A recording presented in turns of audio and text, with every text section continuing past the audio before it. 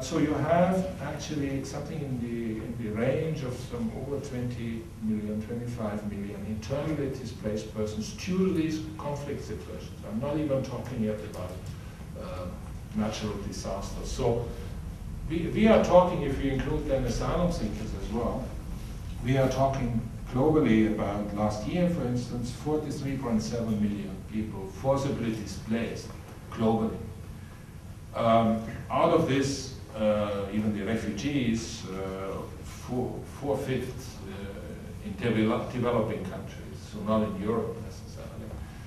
So it's in other parts of the world who are also hosting most of the displaced and refugees. What is the key difference between a refugee and internally displaced? Legally, an important difference is that for internally displaced, and partly that can be a problem as well in terms of solutions, it is still the country of the citizenship, the country where the person is, the government, which is actually responsible for those people. Now, these may be the same who may be causing the problem. There was long debates and analysis within the UN and the international community whether a separate international instrument, a convention, should be created like we have for refugees, for internally displaced. And in the end, one didn't pursue that because one feared if one creates an international instrument which makes the international community responsible for all these internally displaced, that this would undermine the responsibility of the national governments for their own citizens. So in the end, the effort is of the international community to ensure, and maybe with help, maybe with intervention, maybe with pressure, to ensure that the national governments safeguard the rights and the welfare of their own citizens, even if they are displaced. And then, of course, one tries to solve the situation of displacement and get them back to their homes. Very often, in reality, if we, also in our work, we always have a mixed situation. Some people may cross borders because that's the only way they find safety.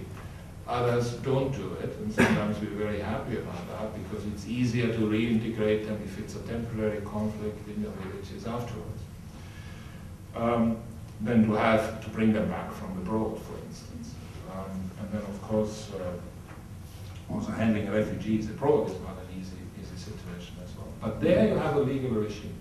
You have, since the 1950s, 1951, you have an international refugee convention regulating the status of refugees. There's from 1954 also a convention on the status of stateless persons. And there's from 1967, an additional protocol. So these are the main instruments to refugees, which regulates, basically lays the foundation for international refugee law. And under 47, I think at the moment, states are actually parties to these conventions. But it doesn't mean that states who are not parties to these conventions are not granted protection. Many Asian countries are not. And one you may be aware of is Pakistan. Pakistan is not party to the convention, but has for decades hosted actually literally millions of Afghan refugees. Pakistan is a problem area in itself at the moment in regard to Afghanistan as well, but they have always played and still play a role in protecting refugees without formally being party to a convention, because states, as states, have a right to grant asylum. It's a sovereign right of states. It's laid down also in international law. There is no international human right to asylum, but there's a right to seek and enjoy asylum. Europe has a right to asylum, because that is, we'll come to that. The European Union has itself laid down a right to asylum for a certain category of people. Many states have in their constitution or in their national law actually the right to asylum if people fulfill certain requirements. But there is not an international, the Human Rights Declaration, because there was no unity on that issue, only formulates a right, which is an important one, to leave any country, including your own, and to seek asylum and to enjoy asylum. This is very important. It doesn't say to get it. It doesn't go that far. And the efforts later never managed to put such a right. So we have today a refugee protection system, conventions. We have the international human rights protection system. And when we come to Europe, we even have have a more sophisticated system I will explain in a moment. But let me remain at the general level. What are the answers to displacement? Now, in the refugee field, we normally deal with basically three approaches. Ideally, if refugees have had to flee, hopefully the situation is not too long-lasting and temporary. And insofar the European situation, the post-war situation until '89 was a bit misleading because you had a stable situation of East-West bloc and there was not any significant changes. There were a lot of, as we know, a lot of different phases of it, but return wasn't really something that was a big option for refugees. So normally they left, they enjoyed asylum, and they stayed in the, maybe they moved on to another country, but they stayed in, somebody had asylum before and they never returned, or very few returned. Now this is not necessarily reality normally, and in today's world, and it wasn't in other parts of the world at any stage, because regimes change, politics change, conflicts are over, and then refugees can return. They may need assistance, there needs to be all sorts of safeguards to be put in place, but voluntary, and that is important, voluntary repatriation due to a changed situation is indeed one of the key solutions to return, to refugee situations. And we have had years when large numbers of refugees returned, and today you may not even be aware that from some countries there were huge numbers of refugees at certain stages, but the situation has been solved. I mean, when in '71, Bangladesh in a civil war with Bangladesh was East Pakistan, still Pakistan, which was less Pakistan at the time. Bangladesh became independent. There were 10 million refugees from Bangladesh in India, because after independence they all returned. You had these conflicts going on in Southern Africa before, not just in South Africa, there also had refugees from there, but the former Portuguese colonies, Angola, Mozambique, and of course there was Timor as well, East Timor at the time.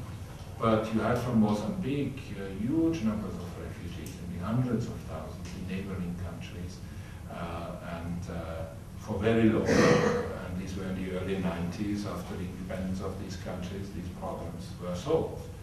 But you have other situations where refugee displacement and phenomenon have existed for very long. In fact, of these 11 or so million refugees, about half of those are in situations what we call protracted refugee situations. So refugees who have lived for longer than 5 years and in large numbers in camps in provisional situations. You have smaller groups like Bhutanese refugees in Nepal, but you have Somali refugees, other situations, Congolese refugees. So also protracted conflicts, where conflict never seems to end, and the Afghans are for sure another one. We had about over 4 million Afghans after the various changes, particularly after the Taliban regime had ended the return. But we still have large numbers abroad, and the largest number of asylum seekers globally, as well as in Europe, are still Afghans. So it's not an entirely resolved situation. So some have, under very difficult conditions, returned, try to, under very difficult conditions, to restart life. But you know, if you follow the news, that Afghanistan is not really, it may have made progress in many ways, but not really an entirely stable situation yet. There's a lot of uncertainties, certainly in certain parts of the countries, for certain groups. So the situation can be very, I wouldn't say contradictory, but it may depend on the people. It may depend on their situation, on their background, on their ethnic group, on their personal situation, whether return is a solution or not. As UNHCR staff, I must say, one of the most rewarding activities we can have and be involved in is voluntary repatriation. I've done that in a number of situations, Namibia, Sri Lanka, and also in East Timor. It's also full of problems of its type, but it is a very rewarding activity to do, to see that people can go home to their own homes. Because having lost one's home is for sure one of the most dramatic experiences. The other solution is asylum, so that is what we normally very much know in Europe. People coming, asking for asylum, and wanting to stay, and then getting a status, being allowed to stay, and then they have to integrate in a host society, which is the second solution. Now maybe that is not always possible in certain areas, then we have to find a solution outside the first country where the refugees may have been able to flee to. We had that. Well, it's very obvious now. If you look at what's happening in Syria, Syria has been hosting for quite a number of years large numbers of refugees from Iraq. At the moment, we are moving refugees out of Iraq, Iraqi refugees out of Syria because they have a problem with their safety, even more than some of them had before. And we had similar situations with Palestinians who had been refugees in Iraq, but they had been protected and close to the regime of Saddam Hussein until he was toppled, and then this group got squeezed between the parties in Iraq, in post-Saddam Hussein Iraq, and they were squeezed later on because Syria and Jordan didn't really admit them, literally at the border, between the highway and the border, and we had to literally evacuate them from there because obviously you cannot even process properly a resettlement, as we call this movement in another country, next to a highway in tents and have the immigration authorities from overseas coming and processing. So we moved them to actually one of the places was in Timisoara, we have another one in Slovakia, where we temporarily parked the people for processing to another third country.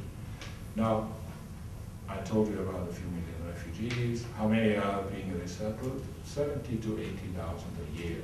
The needs are bigger, but that is about the number. Most of them go to half a dozen countries, namely the US, it's Australia, New Zealand, and Europe it's mainly Sweden, partly now Germany. Actually, the EU has a very modest performance on resettlement, though the asylum seeker numbers, I'll come to that, is quite low. Because you, if you talk about 70, 80,000 per year, about 7 to 8,000 maximum come to Europe and to the EU. And the EU is, after all, a population area of 150 million people, so you would think they can absorb a few more refugees. There is an EU plan for resettlement, but it's going at a very modest level, and not even all member states participate on that. Hungary is also thinking about that at the moment, but then we have some other concerns on integration, and they're also only trying a pilot of probably one family in the near future next year, or this year. So resettlement is the other solution.